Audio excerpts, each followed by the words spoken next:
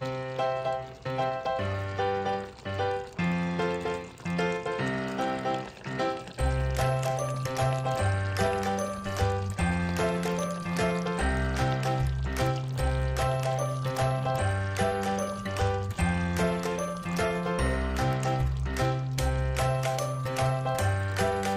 guys! For today's vlog, magluluto tayo ng menudo. Ang una kong gagawin, i-fry muna natin itong 1/4 kg na hotdog. Hiniwa ko lang siya ng ganyan.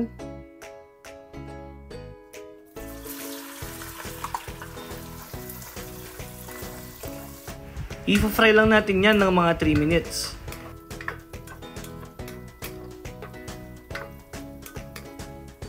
After 3 minutes, ayan guys, okay na yan, no? Panguhin muna natin lahat yan.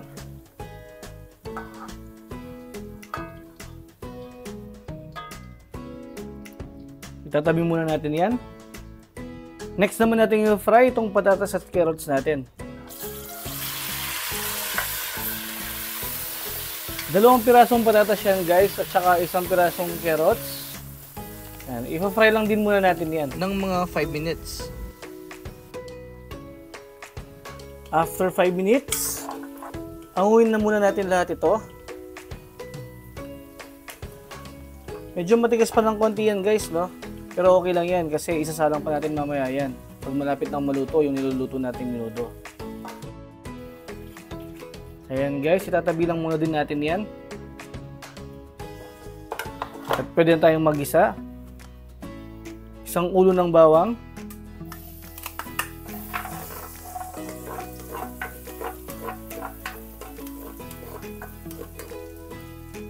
Pag medyo brown na yung bawang at naamoy mo na, pwede na tayong maglagay ng isang sibuyas. Medium size na sibuyas. Tuloy lang natin yung pag-isa ng mga 1 minute o hanggang sa lumambot yung sibuyas natin. After 1 minute, ilagay na natin itong 1/2 kg na kasim na may konting taba. Ayan siya guys, hiniwa ko lang siya ng medyo maliit para mabilis maluto. Igisa lang natin to ng mga 5 minutes.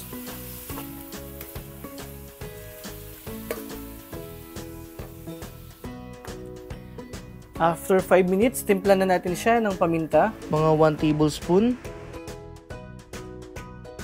At saka patis. Konti lang muna guys. Pwede naman tayong mag-add mamaya kung kinakailangan. Depende sa panglasa nyo. Maglalagay din tayo ng oyster sauce. Mga 3 tablespoon. Tsaka konting suka. Yan, haluin lang natin. At ituloy pa natin yung pag-isa ng mga 3 minutes.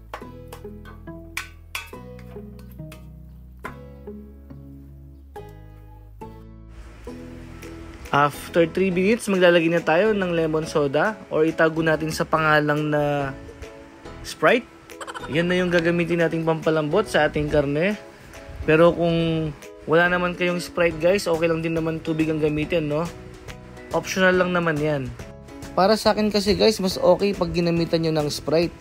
Iba yung linamnam ng sauce niya at hindi na natin kailangan gumamit ng sugar kasi medyo matamis na yan. Maglalagay na rin tayo ng bay leaves, mga 3 piraso. And then, papakulon lang natin yan. Ayan, once na kumulo na siya, pwede na tayong maglagay ng tomato sauce. Mga 250 grams na tomato sauce.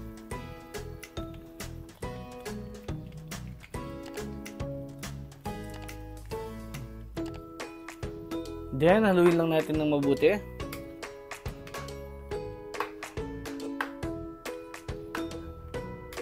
Tsaka natin takpan at ituloy lang natin yung pagluto ng mga 15 minutes or hanggang sa lumambot yung ating pork kasim. At ayan na nga guys, no, 10 minutes lang yung nakalipas, malambot na yung ating karne. Ngayon naman maglalagay na tayo ng iba pang ingredients gaya ng atay ng baboy at saka yung mga pinrito pa natin kanina. Ito siya guys, ibinabad ko yan sa suka. Ng mga, siguro mga 1 hour na siya nakababad ngayon sa suka para mawala yung lansa niya. I-drain lang natin yan, no? Tsaka natin siya babanlawan. At pwede na natin siyang isalang sa ating niluluto. Ito na siya guys, no? Lagyan na natin yan. Maglalagay na rin tayo ng green peas. Isang latang malaki yan. At saka yung pinirito nating patatas at carrots kanina. Then yung pinirito nating hotdog kanina. Tapos haluin lang natin ng mabuti.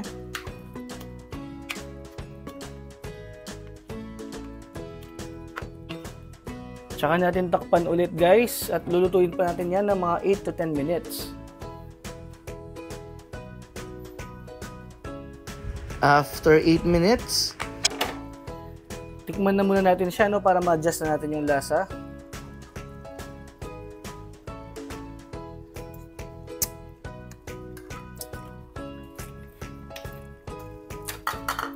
Maglalagay pa tayo dito ng mga 2 to 3 tablespoon na patis.